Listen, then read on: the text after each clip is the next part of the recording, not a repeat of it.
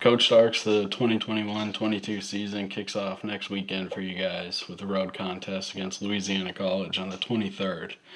How prepared is this team to get underway, and what are your expectations for this season? It's so early, and we've never opened up this early. We usually open up around November 1st, but um, the the schedule opened up, and we had a we pretty much had to open up this early. But with 13 new players, I don't know how ready we actually are. But we've got everything in to be able to play a game. The guys are working hard. They're competing every day. So we're as ready as we can be to play this early in the season. I expect to go down there and compete and try to win 2 games. Coach, your first season last year was an interesting one to say the least. Not only navigating the new role, but also throwing a global pandemic. It had to be challenging for you. What was kind of one thing you took away from that first season as head coach? I took away, the guys academically, being isolated and everything, being online.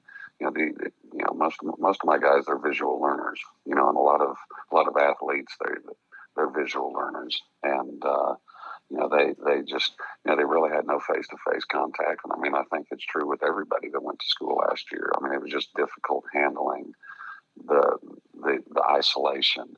And college basketball is all about the experience. And to be honest, it was a horrible experience. And I felt the mental health issue going on within professional athletes was definitely relevant during our season last year, because we had issues. Guys were down, they weren't happy, and they weren't playing in front of people. I don't want to say they didn't have anything to play for, because internally you always have something to play for, just for yourself. But they couldn't play in front of the students, they couldn't play in front of their families. It was just a really difficult year, and mentally it was fatiguing for everybody, and just myself and the coaching staff. It was hard to navigate through everything, especially dealing with all the COVID issues and regulations and everything to do with just getting prepared to be able to have a practice, be able to have a game. It was just tough all around. Coach, there's a lot of new faces on this year's team, and we'll get to those guys in a minute, but I want to hit on Elijah Jordan, kind of a key returner for you guys, averaged 17 points per game last season. What do you kind of expect out of him, and how will his experience kind of help lead you guys into these season openers here? Well, Elijah's a really good player, and I was excited to have him back, and just to be able to lead the team. He's kind of a quiet guy, but him and Peyton kind of coming back, being able to they were captains last year, but Elijah just can score the basketball, and in many different ways. And for him to be able to come back, and when we're having difficulties scoring, especially with all the new players, it's definitely a luxury to have him, be able to go score the basketball when we need a bucket. But just his experience, and he really came back even in better shape than he was last year. And so I'm really excited to have him. He did average 17 points a game. If he averages 17 points a game on this team, we should be doing really well. I don't expect him to be able to have to carry that load that he did last year, because he had to score last year. There was no two ways around it. He was the one person that could go get a bucket. But this year, we've got several options. The one thing that he's going to have to get used to is just to have confidence in his teammates to be able to share it and be able to get the basketball back, because there's plenty of guys on this team that can score it, especially at the guard spot. Coach, we had media day this week, and it was evident you hit the recruiting trail hard this year. A lot of new faces on this team. What were kind of your goals in the off season and recruiting, and just kind of talk about some of the new faces of the program?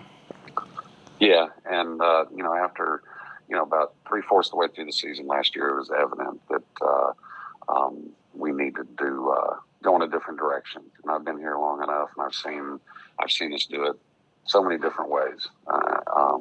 Whether it's transfers, whether it's freshmen, but when Lindsey Wilson has been good, we've always had carryover from year to year, and so I made that commitment. You know, for practically a total rebuild. Wanted to change the culture. I wanted to have more carryover each year, so I wasn't teaching 10 or 11 new guys every year the same thing. And my biggest focus was I wanted to get bigger. I wanted to get more athletic, and I wanted to add some really good freshmen. And I think we did. We did that. I mean, we have 9 freshmen this year, eligibility wise. So, I mean, we're really young, but, the transfers that we do have and the returners that we have coming back, we do have some veterans and some guys that have played in some college basketball games, but we're going to have to rely probably on 3 freshmen to play a lot of minutes. So that's what I was looking at, just in terms of recruiting. And I think we did that. We're a lot bigger. We're longer. I think we're more athletic, and I think the IQ of our basketball team has gotten much better. Coach, not only did you add a bunch of new players, but there's a lot of new coaches on the bench. You added a new assistant coach in Kaylin Kimbrell and graduate assistant Kel Stotts to the staff. Both are actually former Dare County and Lindsey Wilson basketball players. Can you just tell me kind of what you expect out of those two in their new coaching role? Yeah, number one, I've known these guys since they've been little kids, coming through basketball camp and watching them, throughout high school and eventually playing for us.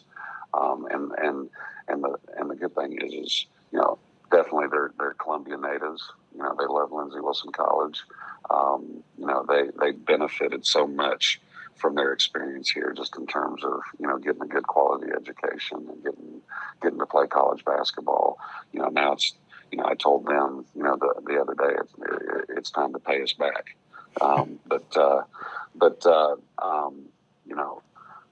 Kel, real quick, he played for it last year. He wasn't able to play because of injury, but he's going to be our graduate assistant. He's coaching the junior varsity, and he is going to be a very, very good coach one day.